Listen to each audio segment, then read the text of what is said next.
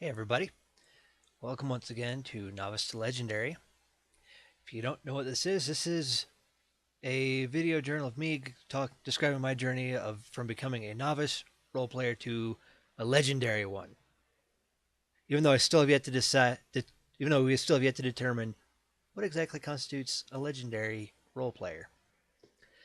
So, anyways, as you've been going through your games, you have your party of fellow player characters, of fellow adventurers exploring this world that is described by the GM, Dungeon Master, whatever they may decide to name it for that particular rule system or setting. And, you know, this other guy, the guy behind the screen,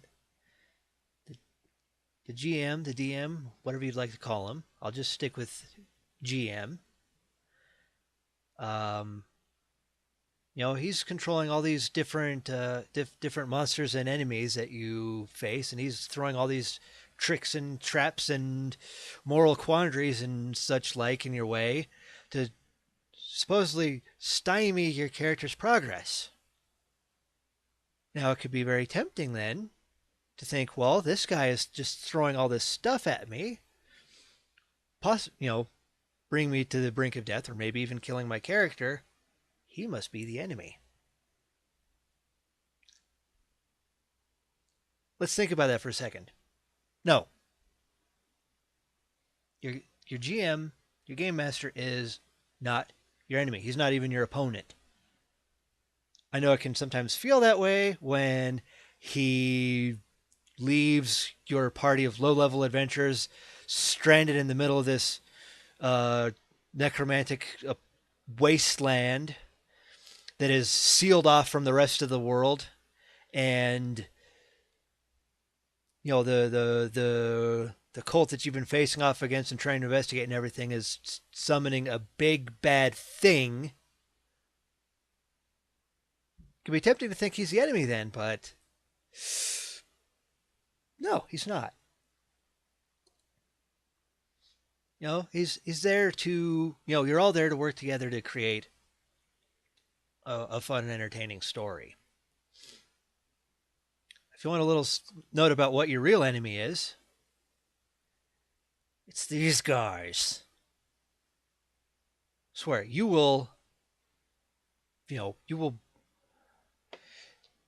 buy the nice, really nice set, gives them a good home, place them in their own separate box or bag, and everything, and those little boogers will still stab you in the back.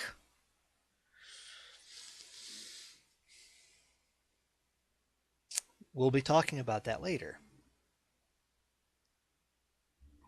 What I wanted to just tell you right now, go over right now, is just the fact that your GM, despite the fact that he is throwing all these things at you and probably bringing your character to the brink of death or maybe even killing him and possibly bringing them back as a vampire who has this uncontrollable thirst for blood.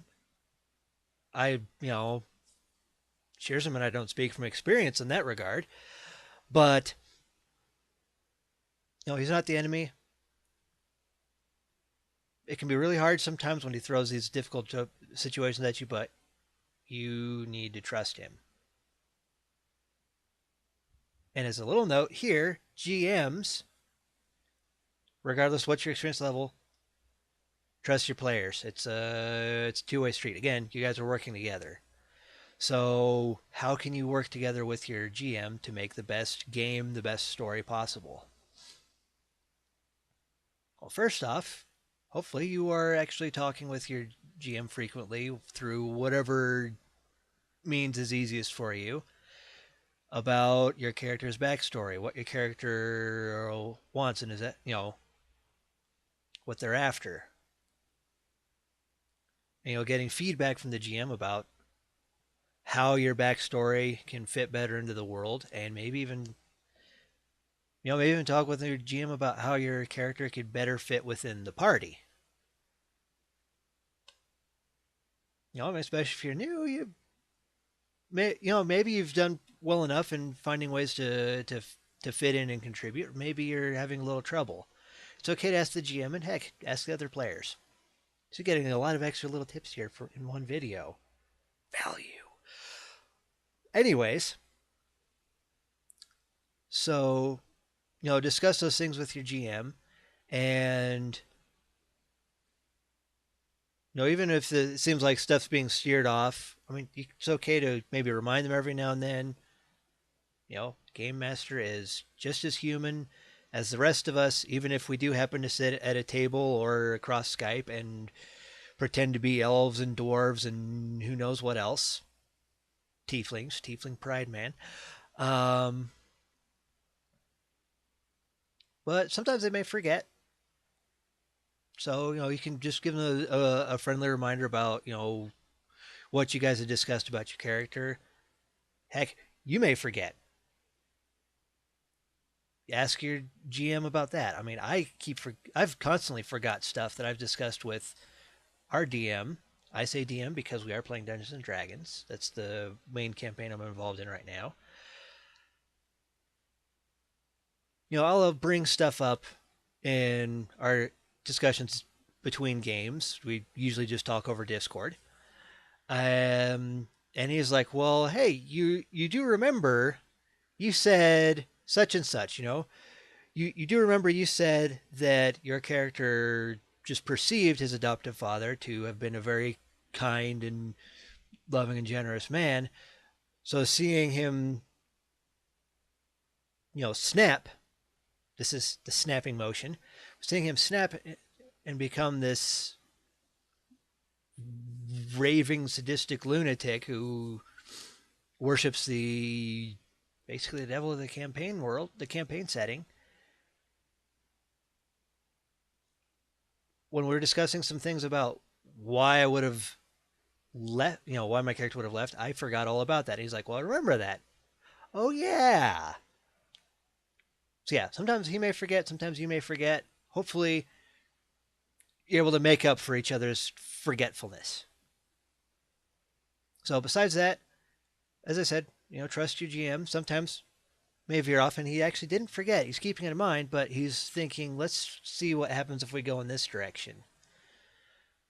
I had discussed a particular path of progression and development for Shearzim, and within a couple of sessions, he through through the DM's machinations and through these guys betraying me.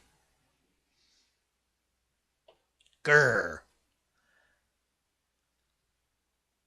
Suddenly, Shearzim is a vampire, which kind of negates some of the direction that I was discussing going with him.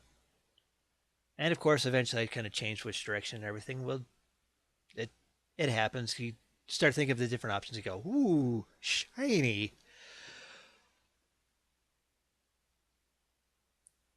So if it seems like they're taking detours, by all means, remind them. They may say, "Oh yeah, but I just thought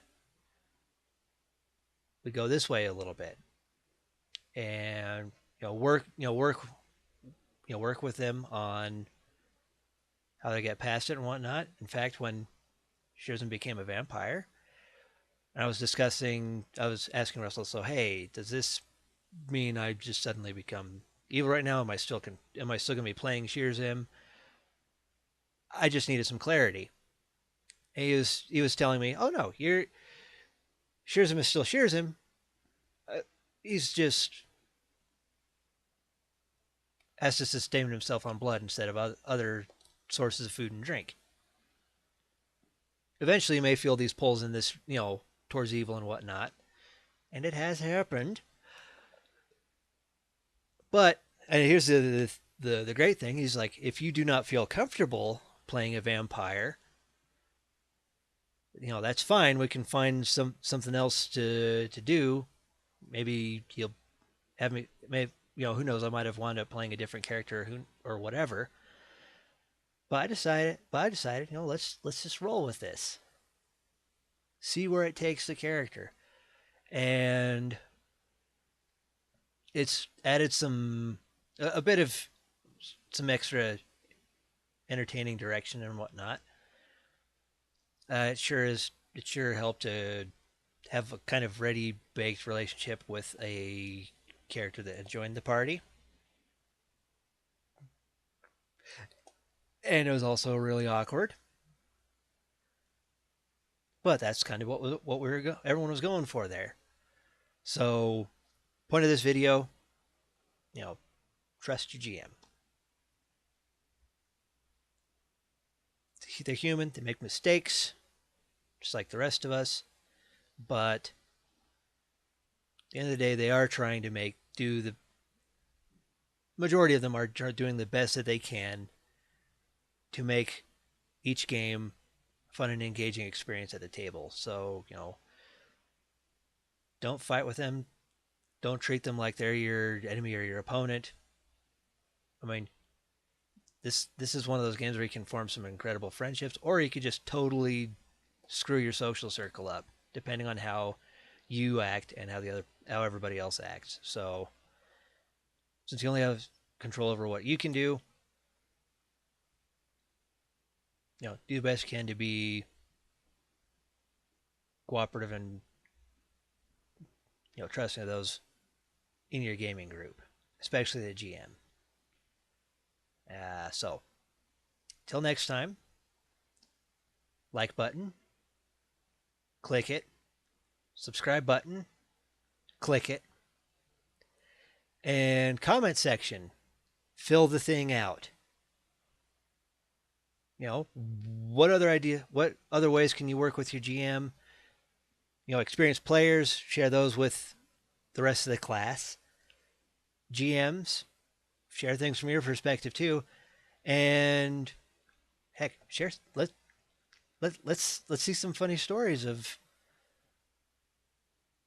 let's get some great stories about what happens from from players and GMs actually working together. So until next time, happy gaming.